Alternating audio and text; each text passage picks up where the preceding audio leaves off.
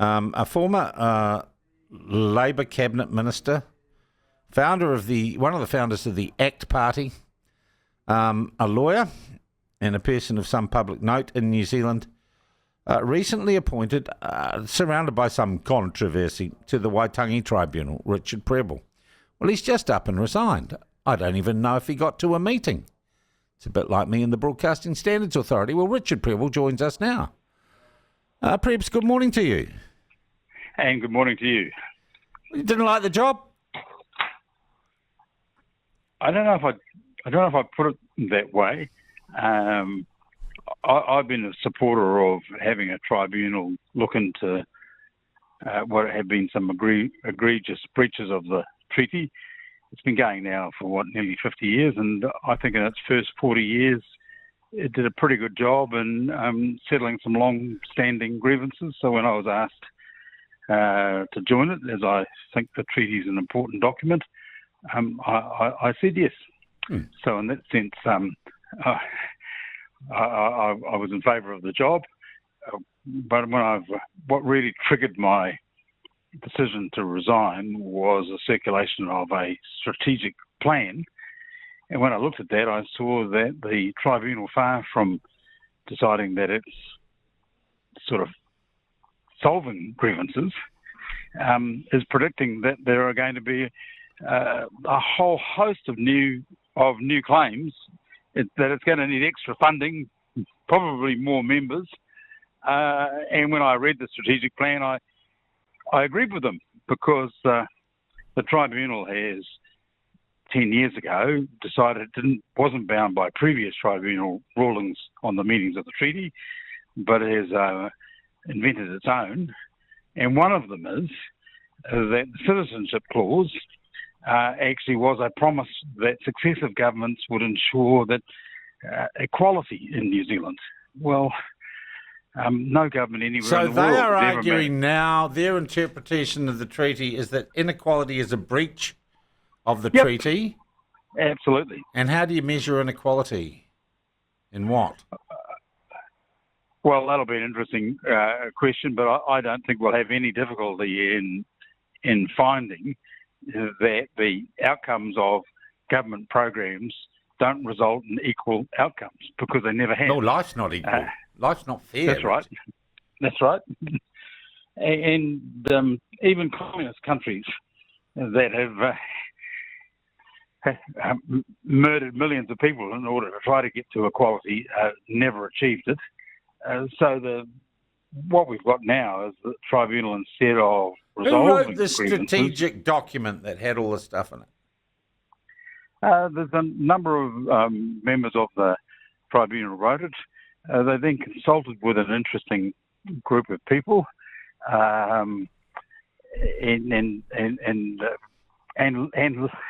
litigants who brought previous cases in front of the tribunal. I mean, I look at the strategic plan and decided that it's absolutely correct, that the way that the tribunal has decided that there isn't one treaty, they've now decided that there's two. And they've also, there's a lot of criticism of David Seymour's bill for the principles of the treaty, and I have to say I'm a bit of a critic too. I've not been in favour of inventing new principles of the treaty, but what I don't think is realised is that his bill's a reaction to the tribunal inventing principles, which they admit aren't in the treaty. I mean, they're not in either treaty. This is really interesting. What you're kind of saying underneath is this. My understanding always was the Waitangi Tribunal was set up to address grievances that arose as a result of the Treaty of Waitangi and its then interpretation not being honoured, and particularly nicking people's land off them and things that might have caused disadvantage. And that it could make recommendations to the government that were not binding, and we would try and work through all the grievances. You're telling me it's kind of gone rogue. It has now become its own creature, as it were. Yeah, about 10 years ago, It ruled it wasn't bound by previous tribunal rulings. They basically said, yes, sovereignty was granted. Yes, Maori were guaranteed their property rights, and Maori were extended citizenship. They then said, oh no, there's another treaty, and in that treaty, things like partnership and now is it out of equality control? I mean, has the government, the Parliament created the Waitangi Tribunal, right? I've written to the Minister saying, look, you've got a coalition agreement between National and New Zealand First, which says that you're going to refocus the tribunal back onto its original purpose. Having now spent the summer reading all the documents that the tribunals sent me and reading the strategic plan, I regard that pledge by the government to be urgent, and you should do it. My own recommendation is not to abolish the tribunal, I think actually to upgrade it. In the original Act, one of the people that can be appointed to it is a High Court judge. And the first head of the tribunal was a High Court judge, and I think we need to do that.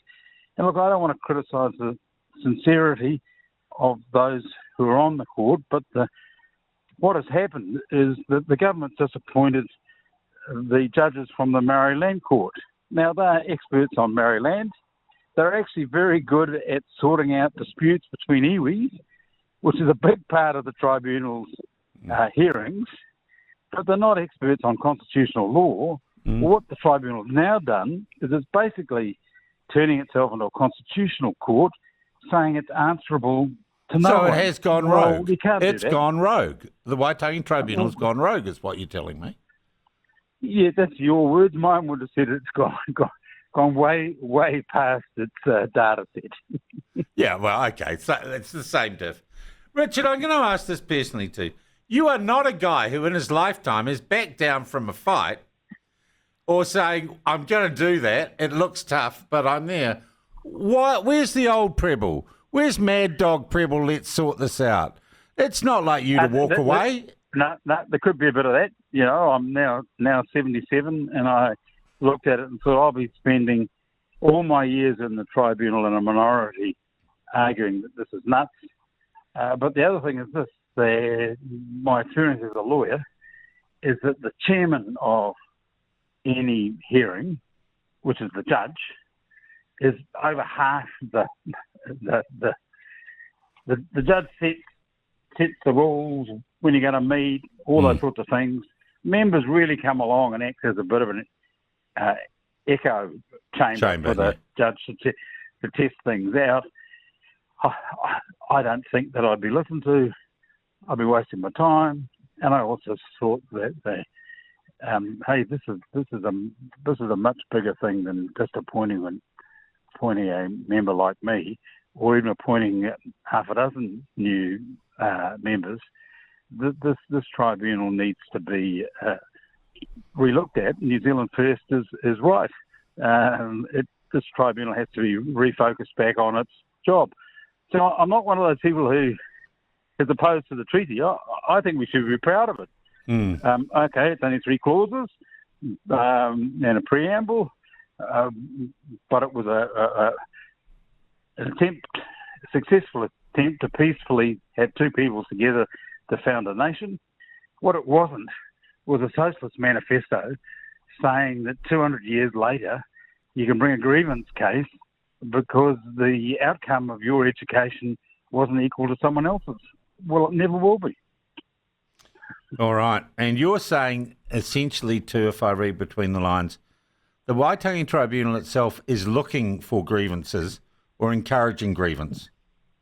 I don't know if they're looking for it or encouraging it, but I do know they're creating it.